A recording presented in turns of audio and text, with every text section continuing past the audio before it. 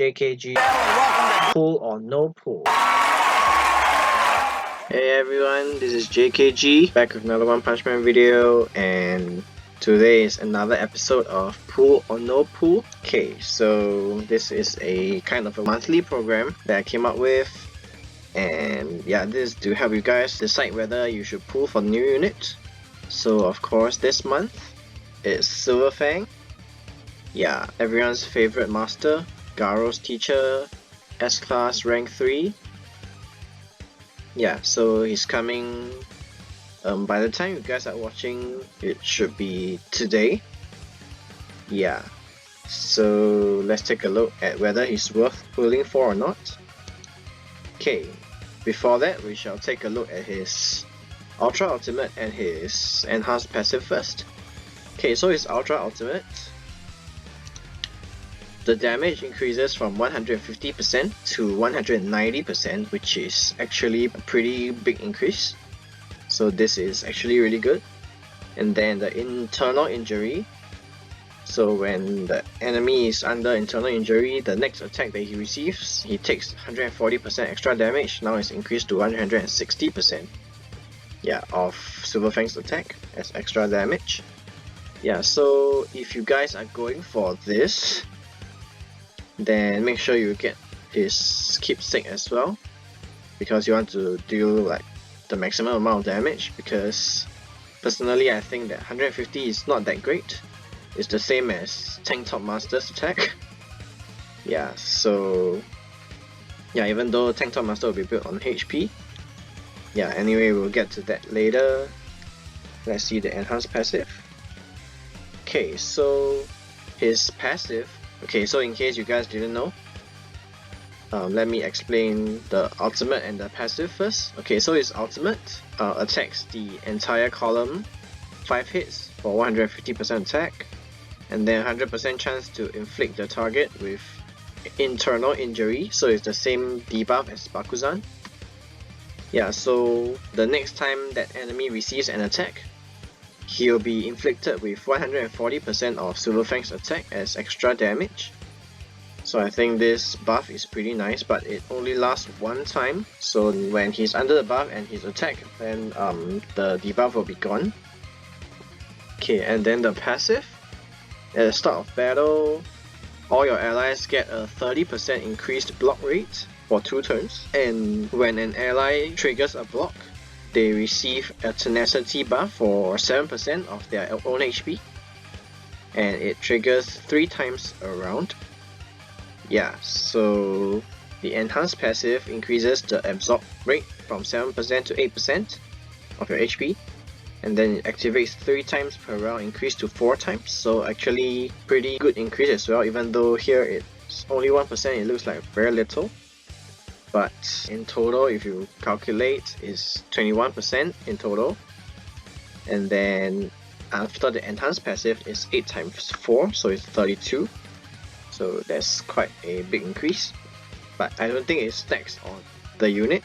So if the same ally triggers block twice, I don't think they receive the tenacity twice. Yeah. Anyway, I think overall it's still a pretty strong passive. Very defensive, even though he's like a DPS unit.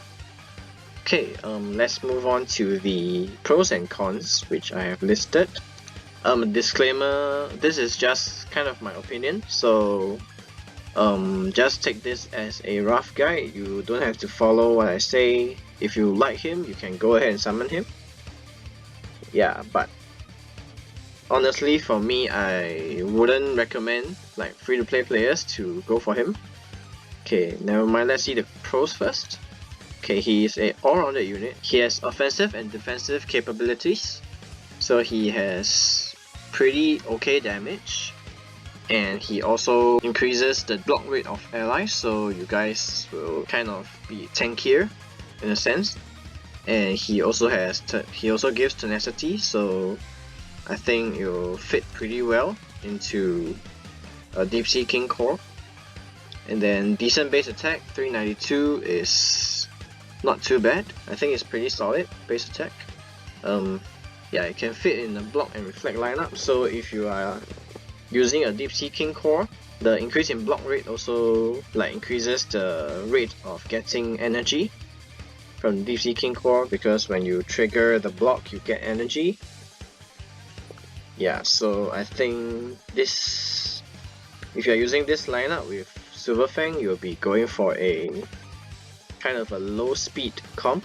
You'll let the enemies go first if they are a one-turn sweep comp like Tatsumaki Metal Knight, and then Atomic Samurai, Golden Ball, those kind of comps. This might be a good counter. And then he has Internal Injury, which is the second unit currently to have this buff, which is I think pretty okay. Deals quite a lot of extra damage even though it only lasts one time. Yeah, still pretty new. And then this can trigger Bakuzan's passive as well, so give him Berserk. Yeah, but I don't think a lot of people are using Bakuzan comps anyway. Okay, let's move on to the cons. Okay, so I feel that he is not really OP in any particular role.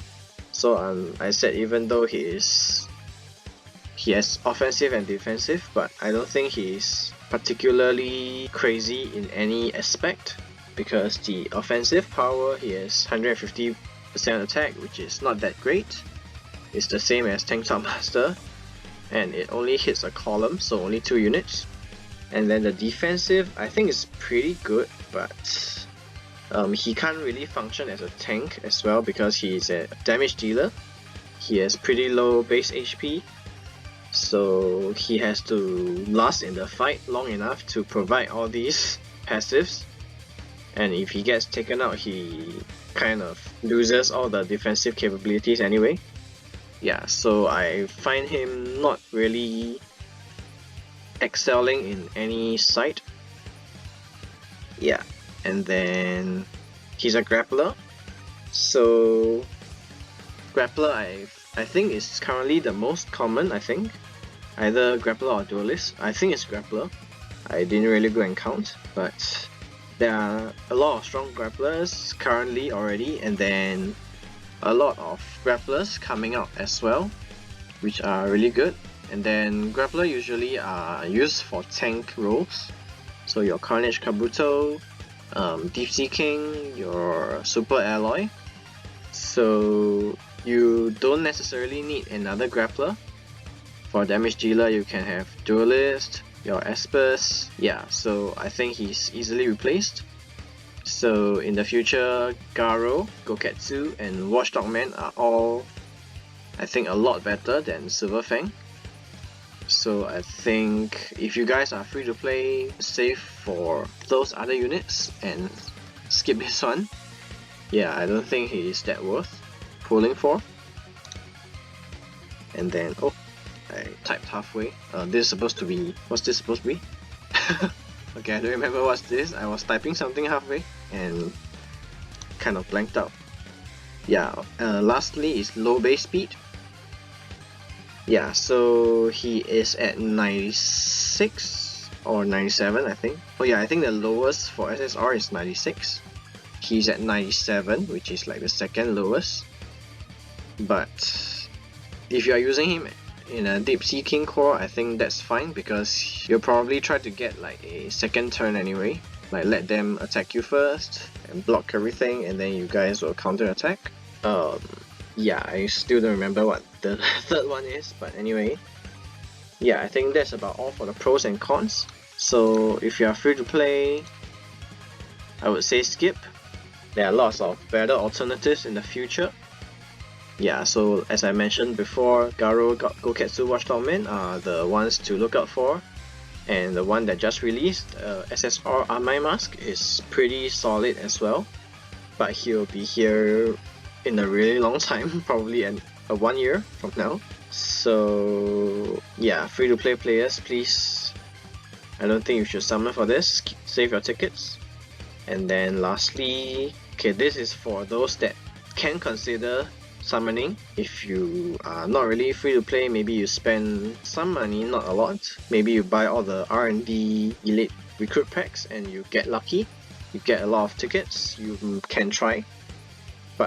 If you are using Deep Sea King core, which I'm not, I don't have, Yeah, so I probably won't go crazy on this. I will just try to summon the tickets that I have and see if I get lucky. Yeah, so if you are Deep Sea King core main, especially if your core is level 4, he will be a pretty strong addition to your lineup. So yeah, the block rate will make the DSK core a lot stronger as well. A defensive lineup to be put at the back row. Currently, I don't have a recommended lineup yet because really very common. He's a grappler, so only option I can think of is really with Deep Sea King, and then maybe Tank Top Master for the additional tenacity. I think it's not really needed, but oh yeah, Carnage Kabuto of course. Yeah, Deep Sea King and Carnage Kabuto works really well hand in hand, and then with the addition of Silverfang, I think they can be a pretty scary lineup. So that is 3 grapplers already, and you just have to fit a duelist, Esper, a high tech, probably some defensive units. For Esper, can consider a 5-star Fubuki or Mosquito Girl for the extra defensive capability. For duelist, if you want to go like a full tank build, you can put Smile Man if you want, but I would suggest putting a damage dealer, so maybe a Atomic Samurai or a Golden Ball.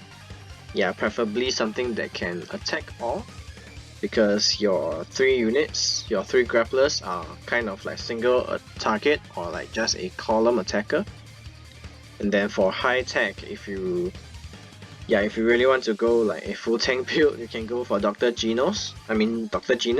And lastly, you can also consider if you lack good grapplers, but I highly doubt that will happen because there are so many grapplers in the game. I think you will be able to make do with any. Yeah, so yeah, I think that's the end of my presentation. So yeah, in summary, I think that he's I would skip him.